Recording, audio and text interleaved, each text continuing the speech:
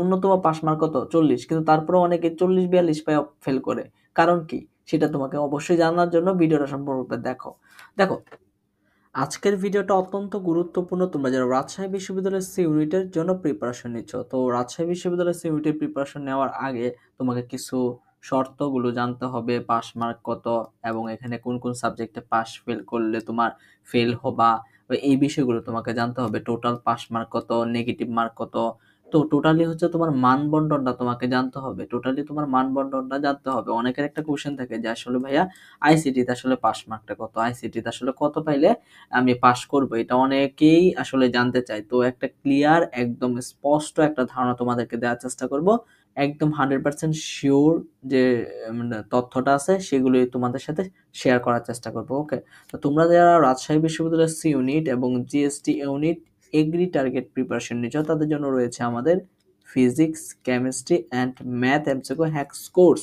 আমাদের এই কোর্সগুলোতে একদম টাইপ ওয়াইজ এমসিকিউ হ্যাক্সের মাধ্যমে প্রতিটা চ্যাপ্টার আমরা সলভ করাচ্ছি। সো এই চ্যাপ্টারগুলো যদি তোমরা এভাবে যদি সলভ করো, ইনশাল্লাহ তোমরা যে কোনো অ্যাডমিশন যাও না কেন তো সব জায়গাতে কমন পাবা। ওকে, সব জায়গাতে কমন পাবা। আমাদের কোর্সগুলো যদি করো 80% প্লাস ইনশাল্লাহ আমাদের কোর্সগুলো থেকে কমন পাবা। 80% প্লাস ইনশাল্লাহ আশা করা যায়। প্রতি বছরই আমাদের কোর্সগুলো থেকে 80% প্লাস স্টুডেন্টরা কমন পায় প্রতি বছরই, যে কোনো ইউনিভার্সিটি অ্যাডমিশন দেখ না কেন। ওকে, তো আমাদের ইউটিউব চ্যানেলে অনেক ফ্রি ক্লাস আছে, ক্লাসগুলো দেখো, যদি ভালো লাগে তবে এই কোর্সে ভর্তি হইও। ওকে, তো দেখো এখানে কি আছে, মানবন্টনটা একটু দেখার চেষ্টা করি। দেখো মানবন্টনটার মধ্যে কি আছে, দেখো এখানে প্রশ্ন সংখ্যা হয় 80টা। তোমরা তো জানো রাজশাহী বিশ্ববিদ্যালয়ে তোমার 80টা প্রশ্ন হয়। প্রতিটা মানে 80টা এমসিকিউর মানে মান হচ্ছে পূর্ণমান হচ্ছে তোমার 100 মার্ক। একটা জিনিস শুনে খুশি হবা যে তোমার আসলে মেরিট যে করা হয়, মেরিটটা তোমার 100 মার্কের উপর ভিত্তি করে তোমার কত মেরিটটা দেওয়া হয়, 100 মার্কের উপর ভিত্তি করে মেরিটটা দেওয়া হয়। অর্থাৎ এসএসসি এবং এইচএসসির জিপিএর উপর কোনো মার্ক থাকে না, শুধুমাত্র তোমার অ্যাডমিশনে যে তোমার 100 মার্ক হয়, পরীক্ষা দাও ওইটার উপর ভিত্তি করে তোমার মেরিটটা হয়। তুমি যত বেশি পাবা তত বেশি তোমার পজিশনটা ভালো আসবে। ওকে, আর পাস মার্ক হচ্ছে 40। এখানে দেখো শুধুমাত্র পাস মার্ক যে 40, এখানে আসলে 100 মধ্যে 40 পাইতে হবে। তো শুধুমাত্র 40 পাইলেই যে তুমি পাস করবে এরকম না, এর মধ্যেও কিন্তু অনেক শর্ত আছে, যে শর্তগুলো তোমাকে ফিল আপ করতে হবে। এর মধ্যেও যে অনেকগুলো শর্ত আছে, যে শর্তগুলো ফিল আপ না করলেই তুমি কিন্তু পাস করবে না। অনেকে দেখবা 40-42 পায়ও কিন্তু ফেল করে। কারণ কি? অনেকে 43 পায়ও ফেল করে। কারণ কি? এই জিনিসগুলো তোমাকে জানতে হবে। কারণ কি, এখানে তোমার তো ন্যূনতম পাস মার্ক কত 40, কিন্তু তারপরেও অনেকে 40-42 পায় ফেল করে। কারণ কি সেটা তোমাকে অবশ্যই জানার জন্য ভিডিওটা সম্পূর্ণরূপে দেখো।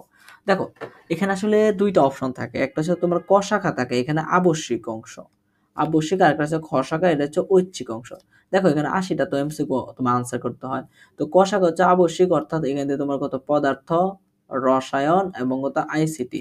দেখো পদার্থ থেকে তোমার 25টা, রসায়ন থেকে 25টা, আইসিটিতে তোমার কত 5টা। অর্থাৎ দেখো এখানে তোমার ক শাখা থেকে তোমার কত 55টা এমসিকিউ দাগাইতে পারতেছো। 80টার মধ্যে 55টা, তো 80টা পূর্ণ করতে হলে আরো 25টা দাগাইতে হবে। ঠিক আছে, আর 25টা দাগানোর জন্য তোমার খ শাখা হচ্ছে ঐচ্ছিক। তো এখানে হচ্ছে তোমার কত গণিত আছে এবং তোমার জীববিদ্যা আছে এবং গণিত প্লাস জীববিদ্যা আছে। তো এখানে তিনটা অপশন আছে, তিনটা অপশন।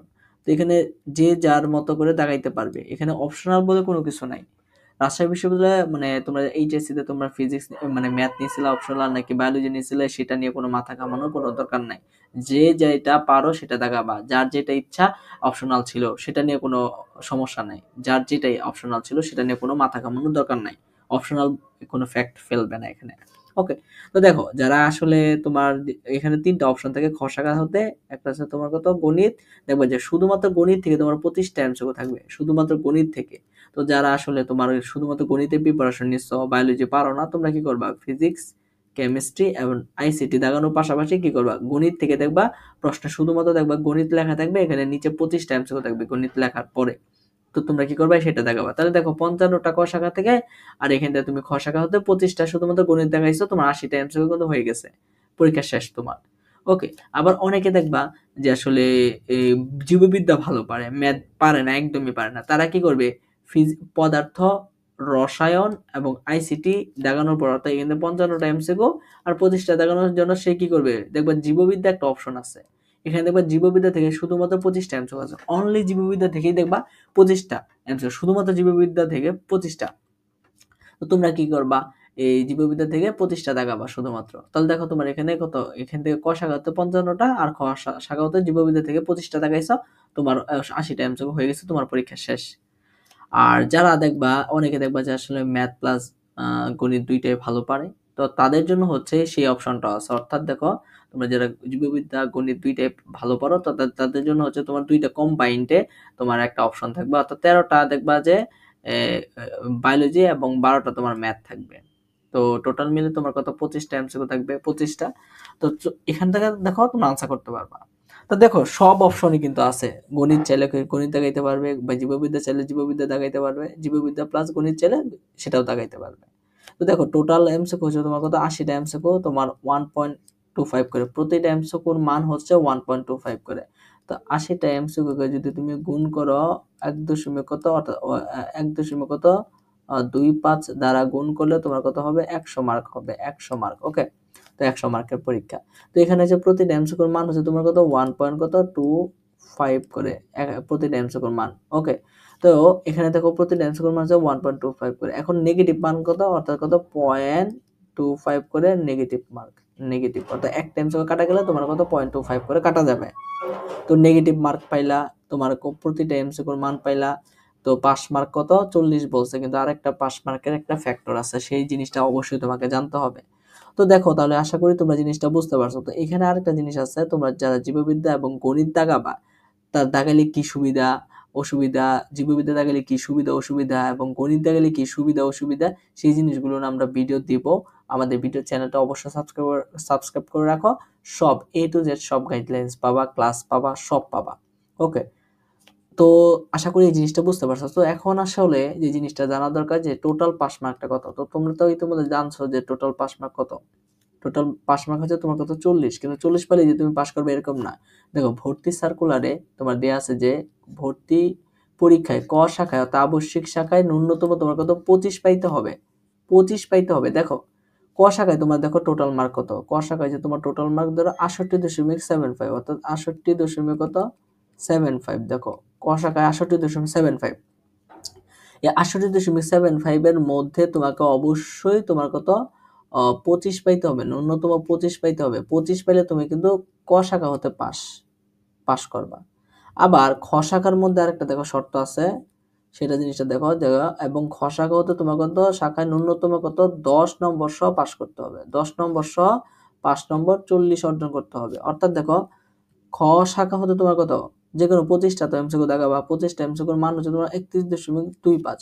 তো 31.25 এর মধ্যে কমপক্ষে তোমার কত 10 পাইতে হবে, 10 পাইলে তুমি খ শাখা হতে পাস।